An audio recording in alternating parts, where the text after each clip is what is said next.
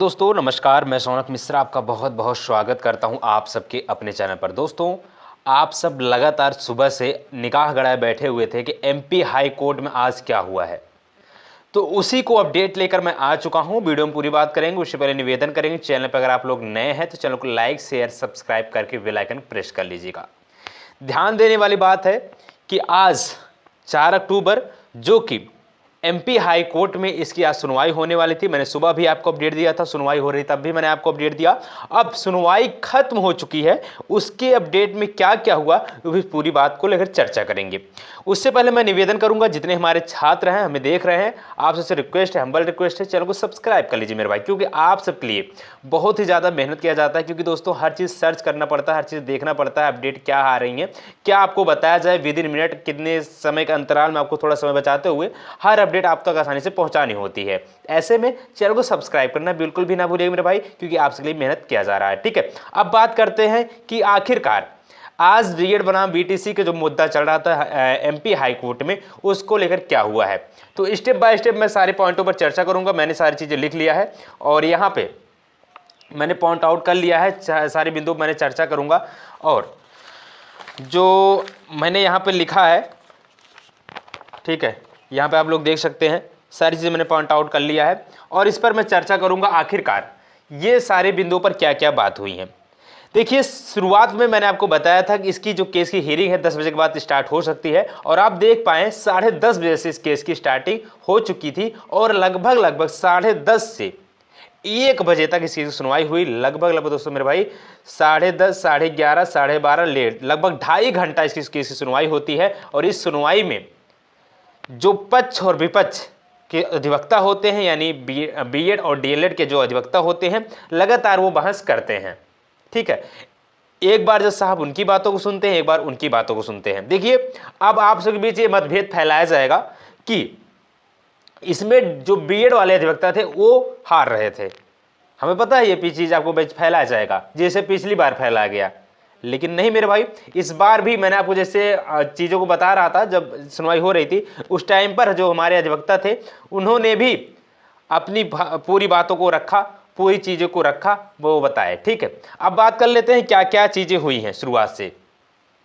देखिए, सबसे पहले जब डीएलएड के अधिवक्ता मौजूद होते हैं और बीएड के अधिवक्ता मौजूद होते हैं, जज साहब आपको पता सील नागू साहब होते हैं, वो केस की बहुत बारीकियों से सुनवाई करते हैं। और इतनी अच्छे से केस की कोई अगर सुनवाई कर रहा है तो वो सील नागू साहब को मैं फिर से थैंक्स बोलूँगा, क्योंकि बहुत ही अच्छी तरीके से केस की शालीनता के साथ वो सुनवाई कर रहे थे। ठीक है, अब बात कर लेते हैं कि इस केस का जो नंबर था, कोर्ट नंबर था, वो कोर्ट नंबर 20 में हो रहा था केस। ठीक है, और इस केस के जो आप सबके 2 जज साहब थे, सील नागू और अमरनाथ सर थे।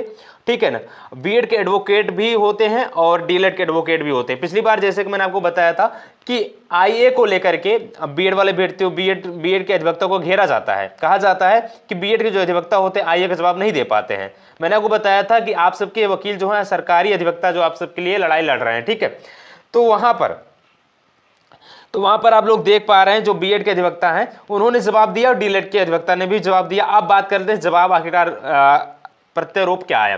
तो डीएलएड के अधिवक्ता डायरेक्ट यही कहते हैं कि सर, आखिरकार जब 11 अगस्त 2023 को माननीय सुप्रीम कोर्ट ने इनको बाहर कर दिया तो आखिरकार ये यहाँ पे ज्वाइनिंग कैसे पा गए हैं। तुरंत डीएलएड जो बीएड के अधिवक्ता होते हैं उनका प्रतिक्रिया यही आता है कि सर, जब माननीय सुप्रीम कोर्ट यह आदेश देता है उसके पहले भर्ती प्रक्रिया पूरी हो चुकी होती है।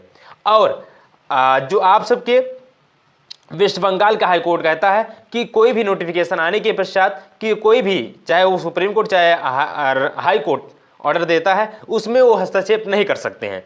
इसी के तहत यहाँ पर इनकी ज्वाइनिंग हो चुकी है। ठीक है, तो ये बड़ी अपडेट थी। कहने का मतलब है यहाँ पर एक चीज़ और चर्चा हुई कि बिहार को लेकर के, आखिरकार बिहार में कि बीपीएससी बीएड वाले अभ्यर्थियों को रोक क्यों नहीं लगा रहा है। तो इस पर भी चर्चा किया गया कि बोला गया कि यहाँ पे डीएलएड वाले छात्र, डीएलएड वाले जो अधिवक्ता थे वो कह रहे हैं कि बीएड, यहाँ बिहार की भी बात कर लेते हैं हम। बिहार में अभी बीपीएससी एग्जाम हाल फिलहाल में हुआ था, वहाँ पर बीएड को लेकर के जो बिहार है वो सुप्रीम कोर्ट चली गई है। उसको लेकर फिर बीएड के अधिवक्ता बोलते हैं कि सर 29 अगस्त 2023 को ये सुप्रीम कोर्ट का एक आदेश और भी आया था कि जिसमें हमारी बिहार पार्टी नहीं है, जिसको लेकर हम बिहार में कोई टिप्पणी नहीं कर सकते हैं। बिहार सरकार अपने आप में एक पावर रखती है, कोई भी राज्य सरकार में पावर रखती है जो जा करके चाहे सुप्रीम कोर्ट को चैलेंज कर सकती है या फिर वो कोई नई पॉलिसी लाकर बीएड को शामिल कर सकती है। तो मानिए जो आप हमारी बिहार सरकार है वो जा करके सुप्रीम कोर्ट में भी एक याचिका दायर कर दी है। तो दोनों लोग से चीजें के प्रत्यारोप हुआ, दोनों लोग से बातचीत हुआ, जो उन्होंने बोला कुछ उन्होंने बोला, तो कुल मिलाकर के जो बात निकल आई, जो हमारे बीएड वाले अभ्यर्थियों की जो अपडेट निकल आई, ये अपडेट यही है कि मेरे भाई बहुत ज़्यादा बातचीत हुई आज 2.5 घंटे में बहुत सारी बातें हुई जो मैं आपको नहीं बता सकता हूँ। मैं आपको निचोड़ बता रहा हूँ, एक सारांश टाइप बता दे रहा हूँ कि बातें क्या क्या हुई हैं, ठीक है। तो ध्यान रखिएगा, जो कि डीएलएड वाले फिर कहते हैं कि सर 2018 में ये एनसीटी गजट लाती है और जो उसको गजट को रद्द कर दिया गया है। फिर बीएड के अधिवक्ता बोलते हैं कि सर बीएड सुप्रीम कोर्ट, मानी सुप्रीम कोर्ट जरूर गजट को रद्द किया है, लेकिन उसने ये नहीं बताया है कि ये गजट 2018 से ही रद्द हो रहा है।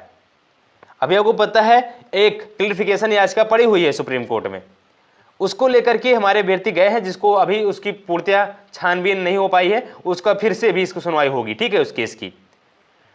और बात कर लेते हैं अब इसके बाद, जज साहब भी पूरी बातों को सुनते हैं, ठीक है ना। जो मेरे पास अपडेट आई है मैं आपको बता रहा हूं, बाकी और अपडेट आई मैं आपको शाम तक की वीडियो और प्रोवाइड कर दूंगा और भी सारी क्या बातें हुई हैं, ठीक है।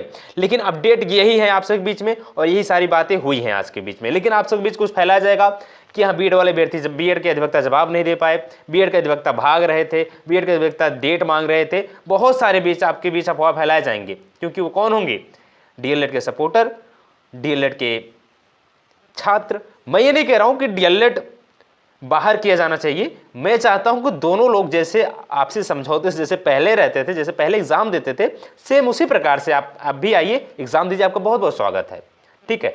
आखिरकार आज की सुनवाई तो खत्म हुई, क्या निर्णय आया ये भी आपको सवाल चल रहा होगा, लाजमी है, चलना भी चाहिए, लेकिन सवाल चलेगा उससे पहले मैं जवाब दे दूं आप सबके बीच में। सुनवाई तो हुई मेरे भाई, लेकिन निर्णय कोई नहीं निकल आया, ठीक है। सुनवाई तो हुई, निर्णय कोई नहीं निकल आया। आपकी स्क्रीन पर कुछ चल रहा होगा, उसको आप देखिए पहले, इसके बाद फिर बात करते हैं। देखिए आज कोर्ट में हियरिंग जरूर हुई, लेकिन आप देख पा रहे हैं यहाँ पे केस नंबर आपका 13,768 था। आपके बच्चों की लास्ट लिस्टेड ऑन यह लिखा गया है honourable Shri justice Sheel Nagu, honourable justice Rupesh Chandra ji थे, ठीक है, 2 लोग थे, अमरनाथ जी भी थे, लेकिन अमरनाथ जी शायद आज इनकी जगह पे आए थे ये, ठीक है। टेंटेटिव डेट जो हम मिली ही एक मेरे भाई, वो डेट क्या है कि आप सबके 2/11/2023 यानी एक नई डेट मिल गई है जो कि 2 नवंबर को है, ठीक है। एमपी हाई कोर्ट में एक नई डेट मिली है जिसकी डेट है 2/11/2023 यानी 2 नवंबर 2023 को इसकी नई डेट फिर से हियरिंग होगी और ये संभावनाएं जताई जा रही हैं कि उसी डेट को फाइनल हियरिंग हो जाएगी, उसी डेट की सारी चीज़ें क्लियर हो जाएंगी। अगर ऑर्डर भी आता है और रिजर्व कर लिया जाएगा तो ये बहुत बड़ी अपडेट है मेरे भाई। तो प्लीज़ वीडियो को लाइक कर दीजिए मेरे भाई, आप सबके लिए बहुत ज़्यादा मेहनत की पूरा सारी चीज़ अपडेट मैंने यहाँ पे लिख चुका हूँ। और जितने भी हमारे छात्र हैं अगर उनको कोई भी डाउट्स हो रहा है तो मैं शाम तक एक वीडियो और लाऊंगा और उसमें पूरा प्रयास करूंगा क्या क्या और चर्चाएं हुई हैं उसको लेकर मैं सारी बातें आप सब बताऊंगा। उसके लिए चैनल सब्सक्राइब कर लीजिए मेरे भाई, आप सबके लिए बहुत ज़्यादा मेहनत किया जा रहा है। जितने हमारे बीएड के छात्र हैं ध्यान रखिए आप सबकी जीत निश्चित होगी, इसलिए चैनल को सब्सक्राइब जुड़ लीजिए, ठीक है। जितने भी छात्र हैं वीडियो को लाइक शेयर सब्सक्राइब अवश्य करिए और बीएड के खासकर छात्रों से निवेदन है वीडियो को लाइक करें, शेयर करें, सब्सक्राइब करें, ठीक है। पूरा अपडेट आपको बताया गया, पूरी सूचनाएं आपको बताई गई। इसके बारे में और भी जो सूचनाएं हैं अभी बची हुई हैं वो भी मैं आपको बताऊंगा, जो आपको लग रहा है बताना चाहिए मैं जरूर उसको सारी सूचनाओं को आपको बताऊंगा। उसके लिए चैनल सब्सक्राइब कर जुड़ लीजिए, ठीक है। शाम तक, देर शाम तक मैं आपको जरूर वीडियो प्रोवाइड कर दूंगा। धन्यवाद, जय हिंद, वंदे मातरम।